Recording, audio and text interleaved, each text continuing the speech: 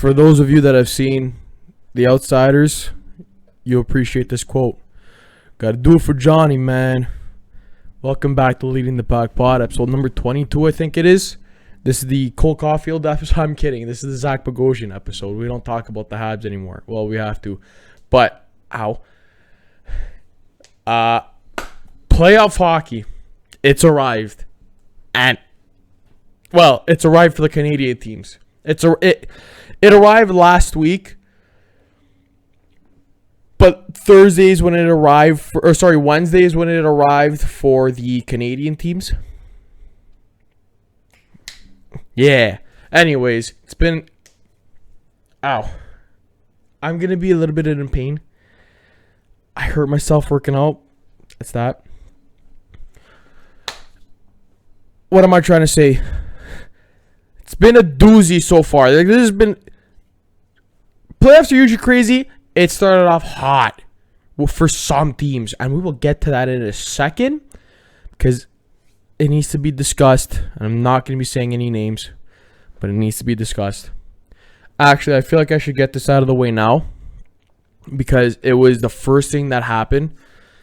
And it is the most egregious thing that happened. And I would rather just get it over with and not talk about it anymore. So, I got the Johnny Tavares jersey up. Because if you do know what happened, or if you saw what happened, I wouldn't recommend watching the video if you haven't watched it already. But if you're watching this podcast, you probably already have. Game 1 of the Maple Leafs Habs series. Ben Sherratt goes and hits John Tavares. Now, I will discuss. Okay, let me just describe the scene. John Tavares gets hit by Ben Sherratt. He's in a vulnerable position. Corey Perry skating right in. Doesn't see John Tavares. And he knees him in the head by accident. I will say it was by accident. If you saw already, you don't need me to describe it. You already still have that image in your head.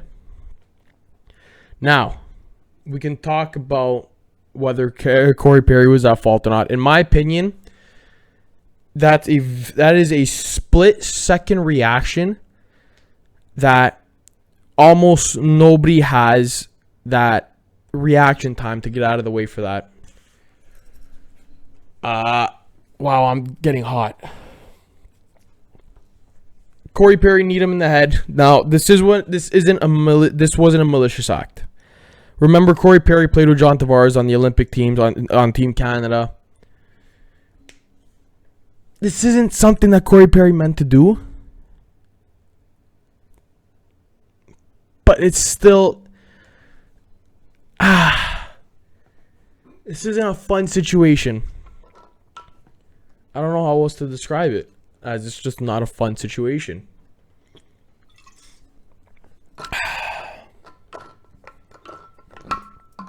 Close. We can talk about who's at fault. In my opinion, I think... So after that fight happens, like John Tavares is knocked out. Whatever. You know the situation. This happened almost a week ago now. Yeah. But one thing I think that should be discussed, and I don't want to discuss the fight or whatever, because in my opinion, I knew the fight was going to happen no matter what. I just think it was the wrong person that fought. I feel like it should have been Ben Sherratt who should have gotten that, but at the same time, it was Corey Perry who injured the captain. He had to answer the call, whatever. That's hockey. Hockey culture. You can feel however you want about the culture. It is what it is. That's how it is. That's what went down. You can't change what happened. Oh, that's right. I had my laptop outside for a fire, and it smells like fire in here, and it's distracting me. Like, I hate it. Whatever. We'll push through it. Playoff hockey. You gotta push through the injuries and whatever. What was I talking about now? John Tavares. I don't want to talk about the situation that happened. What I'd rather talk about is the media. That was egregious. They were disgusting after what happened with the injury. If you haven't seen the headlines, I am not going to say who it is. I will say that one of them was a Canadian newspaper and the other two were Montreal newspapers. Both of those newspapers need to give themselves give their head a shake, especially the Toronto one, who is talking about their captain like that. Now, this Toronto newspaper has had instances in the past where one of the reporters has done pretty much unethical things, reporting on things that shouldn't have been reported on yet until the team reported it, and players showing dislike to this reporter. So that doesn't surprise me, and it's kind of disgusting that a Toronto newspaper would do that, let alone a newspaper in general. Then you have the two Montreal newspapers, one of them showing the John Tavares, the instance where Tavares got the knee to the head. If you supported that, if you bought the headlines, if you read the headlines, if you opened it, if you were completely fine with what they posted, I'm not somebody that likes to get offended. I'm not somebody that gets offended by a lot of things. But the fact that they did that when a lot of us and the headlines that were connected to the photos on the front page, not just in a random spot of the newspaper, not just in the sports section, this was on the front page.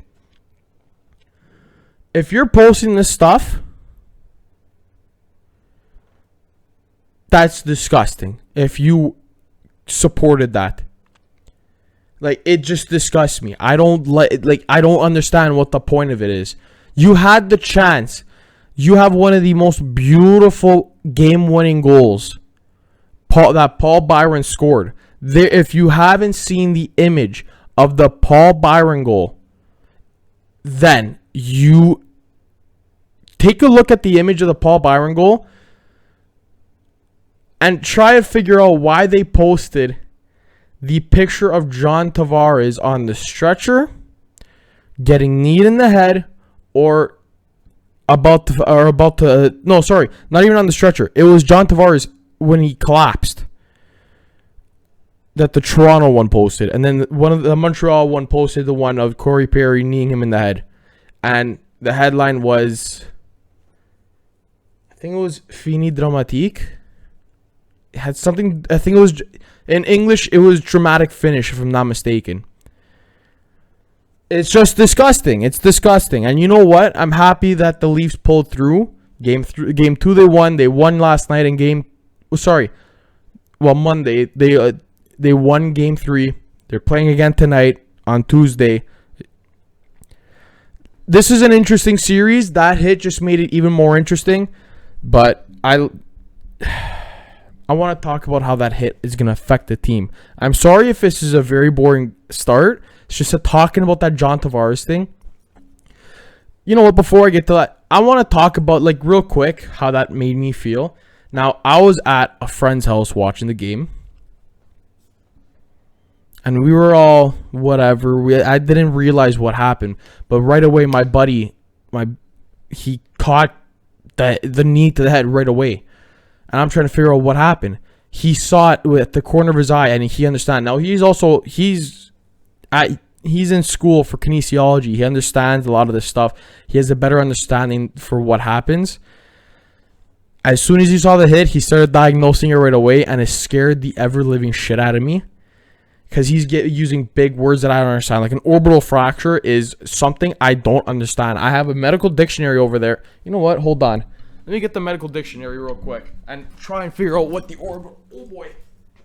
Oh. Let me try and get... So this is a medical dictionary, 24th edition. Let's try and figure out the word orbital, because I don't know what an orbital fracture is. What is this, P? Okay. This is... in case you're, as usual, not watching this, LMNOP. Okay. If you're not watching the YouTube version of this, go right ahead, because I just broke out the medical dictionary, And I'm looking up orbital fractures. Where's O? O. Where's OR now? Owen's lines. Ovum. Nope. That's a big word that I'm not even going to try to pronounce. Orbital. Os. Okay, we're close. Okay, come on. It should be here. Orange. Why is orange in a medical dictionary? Orb, orbelly, orbiculus, orbit. The bony cavity that contains the eyeball. Oh. Orbital. Pertaining to the orbit. So that's the bony cavity that contains the eyeball. I think that's what he tried saying. So now that we got that out of the way, I kind of understand what an orbital fracture is. He didn't get any of that. There was no injuries to the neck or the head. He had a concussion. He has a concussion. For some reason, somehow after all of that, after getting a knee to the head, after falling and not being able to protect himself, he's out with a knee injury. The concussion, there's no timeline for that because you can't just diagnose a timeline for a concussion. Knee injury, he's out for 2 weeks. That guy's head snapped back so fast. There was blood gushing out of his eye, and I'm sorry if you're squeamish, or not gushing, but dripping. I'm sorry if you're squeamish, but like at the end of the day, this is something that needs to be talked about. I'm not gonna be going easy with this stuff. He's out for 2 weeks because of a knee injury. Concussion, there's no timeline. John Tavares is so lucky because that day, that night that it happened, and my buddy started diagnosing everything that happened. Or diagnosing what happened to him. I was scared so much. I don't know John Tavares on a personal level. Don't know him at all. Excuse me. But when you're on the Leafs, if you're on the Leafs, I basically love you. Like, I will support you. And if you're the captain of the Leafs, there's a different level to that. If you're a star in the Leafs, there's a different level to that. If you're the captain of this team, huge step up for that. And it's not even just that. Like, thinking of his wife watching that, the kids. Well, even though his kids don't understand it. He has a newborn and I think a 3-year-old now. His kids don't understand it, but just thinking of what his wife must have been going through. And you know what? Shout out to the medical staff. Shout out to Cal Dubas for showing such care for this captain. Sheldon Keefe talking about everything and showing that the care. And the Leafs in general, just a huge shout out to them for what they did. Their medical staff did such a good job. The Leafs have done such a good job comforting him, whatever. Jason Spezza needs to be a Leaf for life. Because if you don't know what happened, Jason Spezza was by his side to calm John Tavares down. If John Tavares isn't calm, that's a bad situation because John Tavares is the most calm person there is.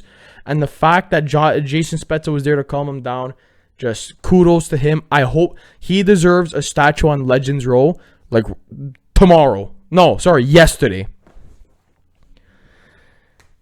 It's just a shitty situation that happened with John Tavares. It's sounding like with the knee injury, he won't be back for halfway through the second round. Who knows with the concussion? It can be a really bad concussion. They're not talking about that. But I'm just glad that he's fine. That everything's all right with him. I'm just hoping that we get to see him again in the playoffs for the Leafs.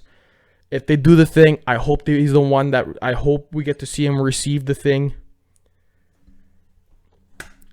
Johnny T, that situation just scared me so much.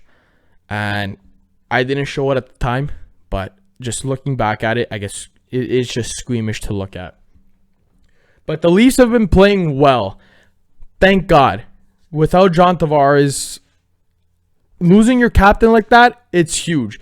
It can either destroy you or make you better. And this team did not let that destroy them. John Tavares is out with an injury. All right, they went down in game one, and you could talk about all different things, the power play, the penalty kill, that can all basically be, sourced back to the injury. You lose your captain like that, and you have to play a game like that. You're not going to be in that headspace. Whatever. There's no excuses for that. They lost that game. Game 2 on Saturday. Game 2 on Saturday was one of the most dominant games that I have seen them play. That was an incredible game. They won 5-1, 4-1 if you don't want to count the empty netter. It was an incredible game. Game 3 comes along Monday night. Started off kind of boring. I don't know if it was just because of me. I don't know if it was because of what happened that day, because I was just out of it until the second period, I want to say, when they started picking it up. That team also looked like it was a good team. They played a good game. They played a very sturdy defensive game. Justin Hall blocking a shot in the last 5 seconds on Cole Caulfield, diving in front of the shot in the last 5 seconds to stop Cole Caulfield from potentially scoring a buzzer beater. That guy's a warrior. That is the kind of stuff that you need in a game. That's the kind of stuff that you need in the playoffs. And they're showing that this team is different.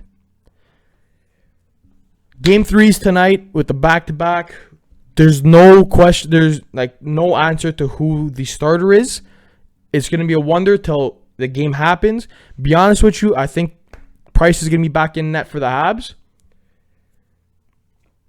This isn't a back-to-back situation like how it is in the regular season, or, we can drop these points, whatever. You lose this game, that can swing a series. This isn't a back-to-back where you take it to you just hope to take it to overtime. They score, okay, you got 3 out of a possible 4 points in this back-to-back. No. You need to win this back-to-back. You don't want the Habs tying this series. I don't care if it's at home. If you can beat them at home, if you can take this game at home or away from the Habs, going back to Toronto, there shouldn't be a question going into Game 5 if they win tonight. Now, do I think it could happen? I don't know, because we've seen other things happen in the end. I've been wrong with a lot of these series so far. Very, very wrong. But I still have faith in my boys. I still have faith in this team. This is the most optimistic I've been for this team in years. We're talking about I haven't been this optimistic. The last time I was this optimistic or enjoyed a playoff this much was the Capitals series. Those 2 Boston series, as much as I love it when they play Boston and I want them to beat Boston, I couldn't enjoy it because of everything that was going on with this team. Kadri getting suspended, which he got suspended again. That Tyson Barrie for Kadri trade, it's looking like the Leafs won it because of Alex Kerfoot, who played a fantastic game last night. He played really well going into that 2C spot because Nick Foligno was out right before the game. Alex Kerfoot coming in, filling in that 2C role. You know what? He played a fantastic game. Big ups to him for that. For filling in not only John Tavares' role, but he had to fill in Nick Foligno's role last minute because Nick Foligno was out with an injury. He should be playing tonight. I think he might be playing tonight. Who knows? He played a great game. Kadri suspended again. 8 games this time, so that's fun. But comparing it to the Boston series or the previous playoff series, I always forget that, and I forget that they played Columbus last year. That Columbus series was horrific. They missed the playoffs, in my opinion, because of that series. I don't know if it counts as a playoff series. It's a play-in. I don't know if it counts as making the playoffs, but whatever it is, to me, that series was horrific. They didn't make the playoffs last year. The year before, Boston, then Washington. This team, I haven't had this much fun with the playoff series as when they played Washington. When they were playing Washington and they took that 2-1 series lead, I was having so much fun watching this team again. And that was one of the peak moments for me. This year, is topping that. This is so far my favorite playoff series, like, to watch from this team. But I just, I hope it doesn't end like the Washington series or the Boston series, but whichever one, I just hope it doesn't end that way. But like I said, I've been wrong about a lot of the playoff rounds or a lot of these series, and why don't we discuss that? So the first one I was very much wrong about was Washington and Boston. Washington wins game 1. And then they didn't win another one after that, and they got beat. It was a gentleman's sweep for the Boston Bruins. Washington takes game 1, and then Boston just sweeps the rest of the games. Good night. See you, Washington. A lot of question marks with Washington there. Whatever, is Ovi going to be coming back? He just came out, I think it was today, saying that he wants to retire with this team. Boston's on to the second round. That's bracket buster number 1. Next up, the team we had a sweep. The first sweep, two sweeps. The first sweep was Colorado and St. Louis. Colorado sweeps them in 4. I said it was going to be 5. Just because they give St. Louis the benefit of the doubt. They're still St. Louis. They have good players, but those players just didn't play too good, and they lost 4 straight. So I got one right. But then Winnipeg sweeps Edmonton last night, which I gotta take down that jersey, I think, because that might just give off some bad aura. Winnipeg sweeps Edmonton, and that's bracket buster number 2. I said that I was going to be Edmonton. I think I said it was in 6 or 7 games. Pretty sure I said 6. I said Edmonton in 6. It was Winnipeg in 4. And that's good night. It's a good night Jim Kite moment. So far, 2 bracket busters. Minnesota didn't lose last night, so that one's still alive. I think I said that I was going to give me a 7, but they're down 3-2. They were down 3-1 before last night. Kind of hoping they still beat Vegas. Whatever. But I also think, or whatever, in terms of my bracket, but also I kind of hope Vegas and Colorado beat up on each other. What else is that? What are the other series looking like? Pittsburgh is down 3-2 to the New York Islanders. The New York Islanders are one of the worst playoff teams I've ever seen, and they're still winning games, so good for them. But that's not over. I think I said Pittsburgh in 6 there, if I'm not mistaken. So that's fun. So far, not looking good there. What else is there? Nashville and Carolina. I said that was going to be a sweep. That series is tied 2-2. And I think Nashville's playing today in Carolina, so we see what happens there. But, yeah, that series, very much wrong about there. Tampa and Florida. I think I said that was going to be in 7 or 6. Tampa in 7 or 6. Tampa's up 3-2 right now, so it can be in 6 games. So, yeah, but Florida won their last game with Spencer Knight in that. He looked really good. So far, still looking good there. I said the Leafs in 5, so that still can happen. And then the Winnipeg Edmonton one I'm very much wrong about. So yeah, if you think that you'll ever get 100% correct on your brackets, no, you're not. You're not getting 100% correct. Let's be real. These playoffs are so incredibly difficult to get a grasp of or to try and predict. Anybody has a chance at winning. That's just how these playoffs work. Yeah. I think that's going to be all for this week. No, sorry, that's not going to be all for this week. One thing I want to talk about, and we've seen a recent string of injuries happening in sports. Yeah, John Tavares taking a knee, like some bad injuries with John Tavares taking the knee to the face. Kevin Pillar took a 98-mile-per-hour fastball to the fotch. He's doing well. Looks like he got into a bar fight. And then the most horrific one, LeBron James getting poked in the eye and then LeBron James falling. I don't like talking about basketball for a reason. And that's the same reason I don't like talking about soccer. There's way too much theatrics. I can't stand it. I enjoy watching the Raptors play, but LeBron James, I respect the guy as an athlete. I think he's a great player. I don't think he's one of the best, but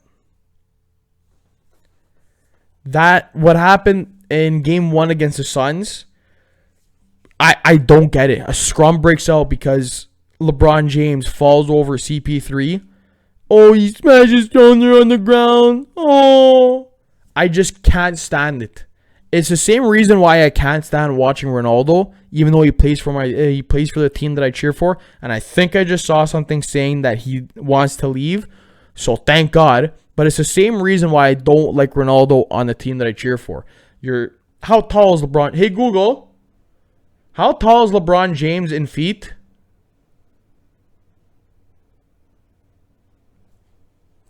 Thanks. Hey Google, how tall is LeBron James in feet? 6 feet 9 inches. He's 6'9". Hey Google, how much does LeBron James weigh in pounds? 250 pounds.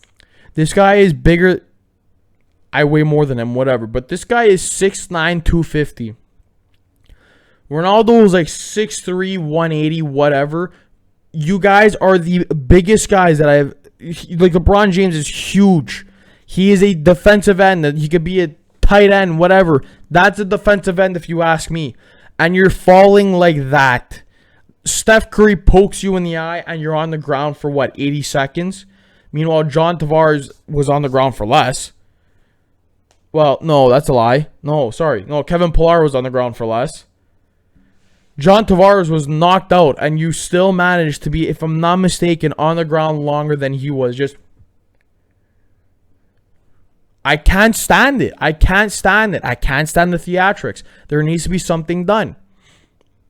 Theatrics in sports piss me off. That's why I can't watch soccer. That's why I can't watch basketball. That's why I get mad whenever I see it happen in hockey. Especially in hockey, for some reason, if a player goes down with embellishment, like embellishes, for some reason, they give the other guy the penalty for no reason. So, like, say Josh Anderson next game, because he's sort of an ass. Say Josh Anderson falls in front of, I don't know, Zach Bogosian, and they call a tripping call, but they see that Josh Anderson dove. For some reason, Zach Bogosian still gets a tripping call. So there needs to be something done with embellishing in sports. If you ask me, get off the field, into the box, whatever. That's a foul. I don't care what it is. Stop with the embellishing, especially if you're LeBron James. I don't like that. That's why I think, even though I never got to watch Jordan, and this is one reason, I don't know, I don't got a lot of reasons as to why, but Jordan over LeBron, I don't give a shit. I can't stand seeing that stuff that LeBron James pulls. I get it. You're doing Hollywood now. You're in LA. You're doing movies. Fantastic. Stop with the diving. I can't stand it. Your eye is fine. You're not going to look like Nick Fury. Your shoulder's fine. You're not going to have to get a metal arm like you're fucking Bucky Barnes. Stop with the diving. I can't stand it when LeBron James does that. 6'9", 250, and he's pulling stuff like that. Get out of here. It drops the amount of respect that fans will have for you. There's a reason why fans don't like stuff like that, because it ruins your reputation. That's all it is. Anyways, I'm done with my ranting about diving. Stop with the diving. If you want to dive, join the Olympics, whatever. Join a swim team. I don't care. Just stop with the diving in the sports that we watch. That's all for this week. Hopefully next week I don't have to. If you're watching the YouTube, watch the YouTube to see my stupid little limp walking around like I'm a friggin' penguin. That's all for this week. I'll see y'all next week when hopefully we're in round 2 of the NHL playoffs. I don't care about the NBA playoffs because there's no Raptors, and also LeBron James is diving. Do it for Johnny. Everybody's doing the hashtag win it for Johnny or win it for JT. We got to do it for Johnny, man. And if you watched The Outsiders, or I think it was, I can't remember if it was in the book. I didn't read the book. But if you watch The Outsiders, you'll understand. Win it for Johnny, man.